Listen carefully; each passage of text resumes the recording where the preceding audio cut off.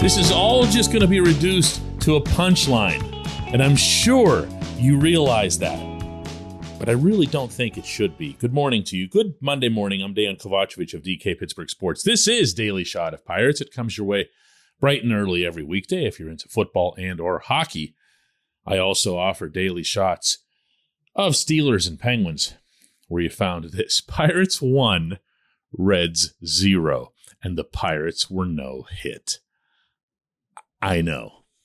And if it wasn't for it being these two teams, probably the Pirates even more so than the Reds, since the Reds are relatively new to punchline territory, all this is going to get is a whole lot of giggles and jokes about how these teams are so pathetic that they could actually pull this off. I feel like it's probably worth emphasizing, although it's to a partisan crowd that would be listening to a show called Daily Shot of Pirates, that there also was a very well-pitched game on the home team's side.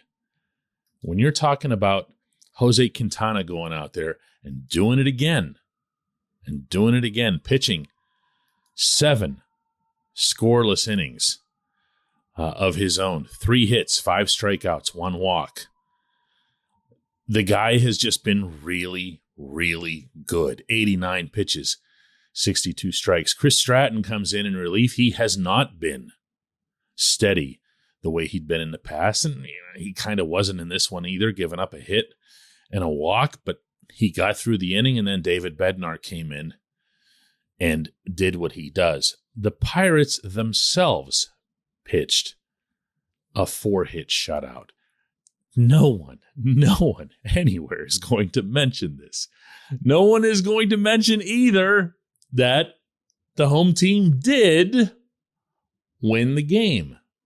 It was after Hunter Greene came out, but not before they took Cincinnati's rookie wunderkind and worked a couple of walks, eventually loaded the bases. Ke'Bryan Hayes comes up with the 4-6 force out, and there was their run.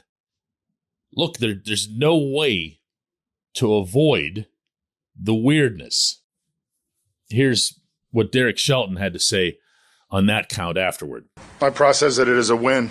Winning a major league game is really hard.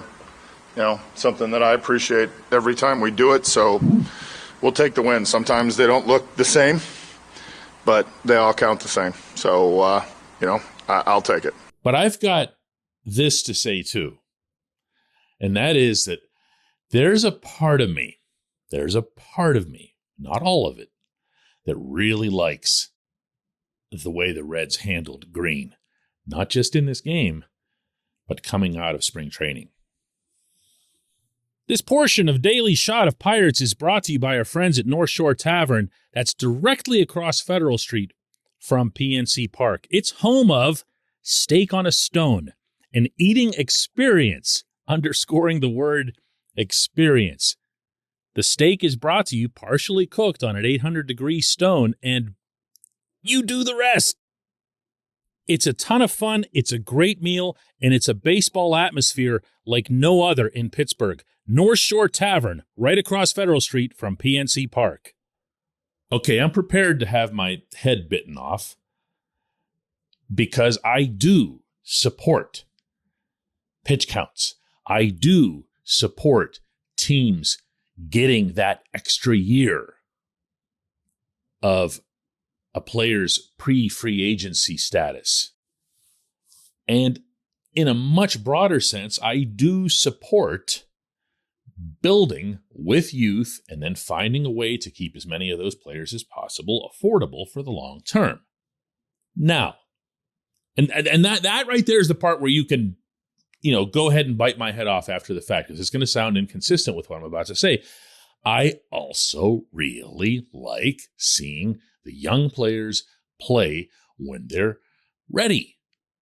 And Greene, an elite prospect in this sport, had shown everyone that he was ready. And he came up and he pitched like this. He's been exciting pretty much every time out in some form or other. And my goodness, do I wish that this beautiful game could get back to just letting players perform when they're ready, regardless of their age, regardless of their contract potential status, whatever you want to call it, regardless of where their team's payroll is or should be. It's the only sport that does this. And just to do it, I'm going to rattle them off. When you're ready in the National Football League and you come out of college, you're playing. There are no asterisks. There are not any guidelines of any kind holding you back. When you are ready in the National Hockey League and you're drafted at age 18, you are out there on the ice. When you are drafted into the NBA, even if you didn't get through a year of college, you're out there. You're on the court. You're playing. You're a star. And you start early, and fans have a chance to watch you maybe grow a little bit, make some mistakes. It's part of the fun of being a sports fan. Baseball, with these weirdo guidelines, has taken that away from people. You know what else it's taken away from people is the no-hitter. This is a separate subject here, but it fits in with this. Green lasted through 7 1/3 innings, but it was 118 pitches. They weren't super efficient. Only 69 of those were strikes. He did strike out 9, but he also walked 5. And he was allowed to at least get a shot at the no-hitter. He couldn't afford to be walking people. Everyone associated with the Cincinnati organization, top to bottom, is standing on eggshells through that inning because you want to let him have a chance. You want him to have that experience. If he can get a no-hitter, it's something that gives your career, your confidence, and everything else an enormous, colossal boost early on. But at the same time, he's got to go out there and pump strikes. Gets taken out, but he was given at least an opportunity at it. And I kind of like that too, not gonna lie. You know, we can talk about pitch counts all we want in the majors. We can talk about all of the various biomechanical / medical studies that are out there that prove conclusively that there is such a thing as arm wear and tear. But we also can acknowledge that Green and every other pitcher who's ever pitched has thrown way more pitches per game at other younger points of their careers. We see it all the time, even at the college level, even in a pitcher's draft year. Baseball people refer to this as abuse. They use the term casually, that it's abuse. It exists. It exists. The arms have been stretched out, and there's a special occasion. There's something that's exciting. I don't know. I just see this whole event as being a big positive. I really do. And I see it as an all-around positive. And if it's going to become a punchline, so be it. But it's a positive for the Cincinnati Reds. They do have themselves a budding star on the mound, and it's been a while for them on that front. They have a reason to smile after a historically awful start. And the Pirates got some really good pitching of their own, and oh, by the way, they won the game. You know, I mean, go ahead and crack whatever you want after that. When we come back, just one question.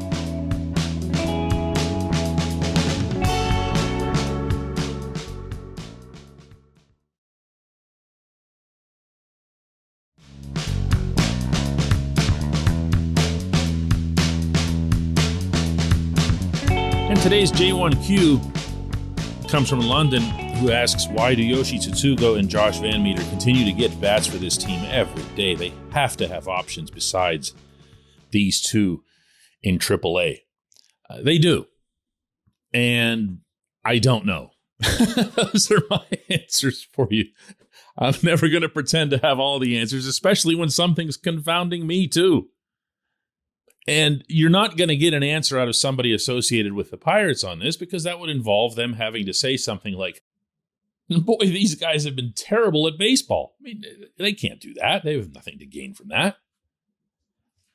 And what they're looking at is, well, it's exactly that. They're looking at them. They're trying to find people who could be answers because of certain things they've seen in their past or their history, or in Yoshi's case, the fact that he was Babe Ruth in the final 6 weeks of the 2021 season for the Pirates and looked like a mega steal for them with a 1-year, $4 million deal. They've seen it. They thought that Yoshi's biggest issue was that he couldn't catch up to fastballs. And he still wasn't great at catching up to fastballs whenever he was doing the Babe Ruth thing, but he had gotten better at it. And eventually teams were just like, listen, we're not giving you anything other than the heat. We're going to pound you a certain way. We're going to force you to adjust. And if you can't, we're just going to keep doing the same thing. And that's what's happening. He's being pitched. A term that Shelton likes to use is he's being executed, which sounds really dark, right? But he means that the pitches are being executed in a certain way that the hitter has yet to formulate a response. To me, setting aside whatever the Pirates' potential explanation could be, this is dumb. This isn't achieving anything. You have nothing to risk by putting Yoshi on waivers through a DFA. Nothing. If somebody else picks up his contract, big deal. You put Daniel Vogelback out at first. I think there's an impression in Pittsburgh that Vogelback can't play defense because he's been the DH the whole time in Pittsburgh. And I watched him in spring training. He was entirely out at first base when I watched him, and he did just fine. I mean, it's not like, Yoshi is some kind of wizard out there. You'd basically be having the same level of glove work over there, only you'd have a much, much, much, much, much better hitter. Now, you'd open up another vacancy for yourself, meaning, of course, that Vogelback's been one of the very best DHs in all of baseball. Kind of a secret, it feels like, in Pittsburgh. But look, at least with Yoshi, you can say, all right, you know what it is that they're waiting on, what it is that they're aiming for. VanMeter, I don't get it all. He profiles as some kind of utility infielder who's supposed to have a good glove but doesn't. And he's shown occasional power, including a couple of home runs for the Pirates this season, where you think, oh, maybe there's something there they can. But what? He doesn't do anything.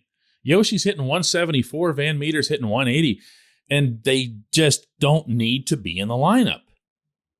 They really don't. You have, in my eyes, so much more to gain by putting a Diego Castillo, a Rodolfo Castro, other guys out there on a regular basis who are younger, who could contribute down the road, than trying to salvage these signings, which is what this feels like.